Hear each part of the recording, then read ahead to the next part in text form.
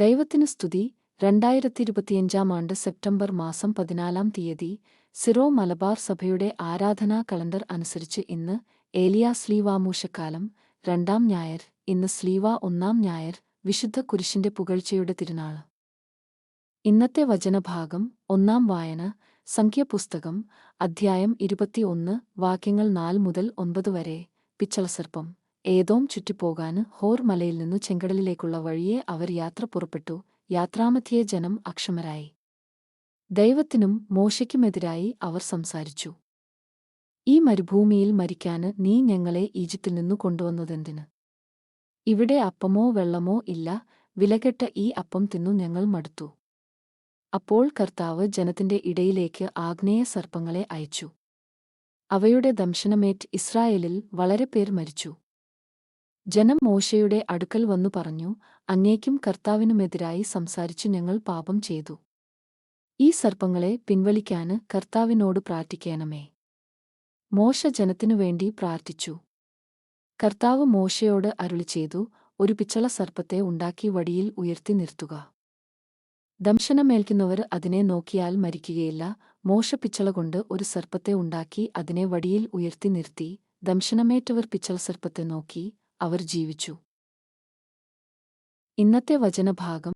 2-ാം വായന ഏശയ്യാ പ്രവാചകന്റെ പുസ്തകം അധ്യായം 42, വാക്യങ്ങൾ 13 മുതൽ 17 വരെ. ദൈവത്തിന്റെ വിജയം. കർത്താവ് വീരപുരുഷനെപ്പോലെ മുന്നേറുകയും യോദ്ധാവിനെപ്പോലെ കോപം ജ്വലിപ്പിക്കുകയും ചെയ്യുന്നു. അവിടുന്ന് പോർവിളി മുഴക്കുകയും ശത്രുക്കൾക്കെതിരെ ശക്തി പ്രകടിപ്പിക്കുകയും ചെയ്യുന്നു. വളരെക്കാലം ഞാൻ നിശബ്ദത പാലിച്ചു, എന്നെത്തന്നെ നിയന്ത്രിച്ച് ശാന്തനായി കഴിഞ്ഞു.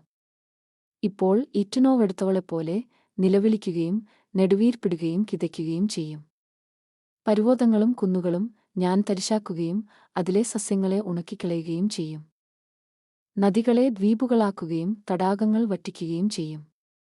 അജ്ഞാതമായ മാർഗത്തിൽ കുരുടരെ ഞാൻ നയിക്കും. അപരിചിതമായ പാതയിൽ അവരെ ഞാൻ നടത്തും. അവരുടെ മുൻപിലെ അന്ധകാരത്തെ ഞാൻ പ്രകാശമാക്കുകയും ദുർഘടദേശങ്ങളെ നിരപ്പാക്കുകയും ചെയ്യും. ഇവയെല്ലാം ഞാൻ അവർക്ക് ചെയ്തു കൊടുക്കും. അവരെ ഉപേക്ഷിക്കുകയില്ല. കൊത്തുവിഗ്രഹങ്ങളിൽ വിശ്വസിക്കുകയും വാർപ്പുബിംബങ്ങളോട് നിങ്ങൾ ഞങ്ങളുടെ ദേവന്മാരാണ് എന്നു പറയുകയും ചെയ്യുന്നവർ അത്യധികം ലജ്ജിച്ചു പിന്തിരിയേണ്ടിവരും.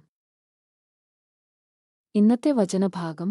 3-ാം വായന വിശുദ്ധ പൗലോസ് ശ്ലീഹാ കോരിന്തോസുകാർക്കു എഴുതിയ 1-ാം ലേഖനം അധ്യായം 1, വാക്യങ്ങൾ 18 മുതൽ 25 വരെ. കുരിശ് ദൈവിക ശക്തിയുടെ അടയാളം. നാശത്തിലൂടെ ചരിക്കുന്നവർക്ക് കുരിശിന്റെ വചനം ഭോഷത്വമാണ്. രക്ഷയിലൂടെ ചരിക്കുന്ന നമുക്കോ അത് ദൈവത്തിന്റെ ശക്തിയത്രേ. വിജ്ഞാനികളുടെ വിജ്ഞാനം ഞാൻ നശിപ്പിക്കും, വിവേകികളുടെ വിവേകം ഞാൻ നിഷ്ഫലമാക്കും എന്ന് എഴുതപ്പെട്ടിരിക്കുന്നുവല്ലോ. വിജ്ഞാനി എവിടെ? നിയമജ്ഞൻ എവിടെ? ഈകത്തിന്റെ താർക്കികൻ എവിടെ? ലൗകിക വിജ്ഞാനത്തെ ദൈവം ഭോഷത്വമാക്കിയില്ലയോ? ദൈവത്തിന്റെ ജ്ഞാനത്തിൽ ലോകം ലൗകിക വിജ്ഞാനത്താൽ അവിടുത്തെ അറിഞ്ഞില്ല. തന്മൂലം വിശ്വസിക്കുന്നവരെ സുവിശേഷ പ്രസംഗത്തിന്റെ ഭോഷത്വം വഴി രക്ഷിക്കാന് അവിടുന്ന് തിരുമനസ്സായി. യഹൂദർ അടയാളങ്ങൾ ആവശ്യപ്പെടുന്നു, ഗ്രീക്കുകാർ വിജ്ഞാനം അന്വേഷിക്കുന്നു. ഞങ്ങളാകട്ടെ യഹൂദർക്ക് ഇടർച്ചയും വിജാതീയർക്ക് ഭോഷത്വവുമായ ക്രൂശിക്കപ്പെട്ട ക്രിസ്തുവിനെ പ്രസംഗിക്കുന്നു. വിളിക്കപ്പെട്ടവർക്ക് യഹൂദരോ ഗ്രീക്കുകാരോ ആകട്ടെ ക്രിസ്തു ദൈവത്തിന്റെ ശക്തിയും ദൈവത്തിന്റെ ജ്ഞാനവുമാണ്. എന്തെന്നാൽ ദൈവത്തിന്റെ ഭോഷത്വം മനുഷ്യരെക്കാൾ ജ്ഞാനമുള്ളതും ദൈവത്തിന്റെ ബലഹീനത മനുഷ്യരെക്കാൾ ശക്തവുമാണ്. വിശുദ്ധ ലൂക്ക അറിയിച്ച നമ്മുടെ കർത്താവീശോ മിശിഹായുടെ പരിശുദ്ധ സുവിശേഷം. അധ്യായം 24, വാക്യങ്ങൾ 13 മുതൽ 27 വരെ. മിശിഹാ സഹനത്തിലൂടെ മഹത്വത്തിലേക്ക്. ആ ദിവസം തന്നെ അവരിൽ 2 പേർ ജെറുസലമിൽ നിന്ന് ഏകദേശം 60 സ്താദിയോണ് അകലെയുള്ള എമ്മാവൂസ് ഗ്രാമത്തിലേക്കു പോവുകയായിരുന്നു. ഈ സംഭവങ്ങളെക്കുറിച്ചെല്ലാം അവർ സംസാരിച്ചുകൊണ്ടിരുന്നു. അവർ സംസാരിക്കുകയും വാദിക്കുകയും ചെയ്തുകൊണ്ടു പോകുമ്പോൾ യേശുവും അടുത്തെത്തി അവരോടൊപ്പം യാത്ര ചെയ്തു. എന്നാൽ അവനെ തിരിച്ചറിയാൻ കഴിയാത്തവിധം അവരുടെ കണ്ണുകൾ മൂടപ്പെട്ടിരുന്നു. അവന് അവരോട് ചോദിച്ചു, എന്തിനെക്കുറിച്ചാണ് നിങ്ങൾ സംസാരിക്കുന്നത്? അവർ മ്ലാനവദനരായി നിന്നു. അവരിൽ ക്ലിയോപാസ് എന്നു പേരായവൻ അവനോട് ചോദിച്ചു, ഈ ദിവസങ്ങളിൽ ജെറുസലമിൽ നടന്ന സംഭവമൊന്നും അറിയാത്ത അപരിചിതനാണോ നീ?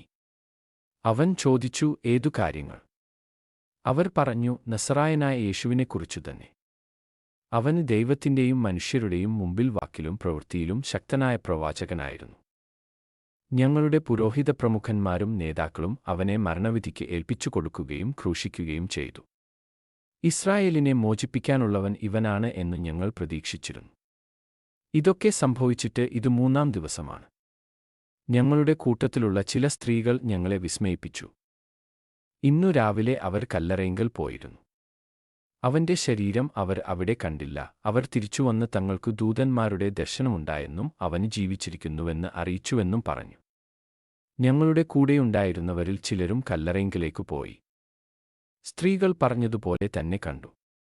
എന്നാൽ അവനെ അവർ കണ്ടില്ല. അപ്പോൾ അവന് അവരോട് പറഞ്ഞു, ഭോഷന്മാരെ, പ്രവാചകന്മാർ പറഞ്ഞിട്ടുള്ളത് വിശ്വസിക്കാൻ കഴിയാത്ത വിധം ഹൃദയം മന്ദീഭവിച്ചവരെ, ക്രിസ്തു ഇതെല്ലാം സഹിച്ചു മഹത്വത്തിലേക്കു പ്രവേശിക്കേണ്ടിയിരുന്നില്ലേ?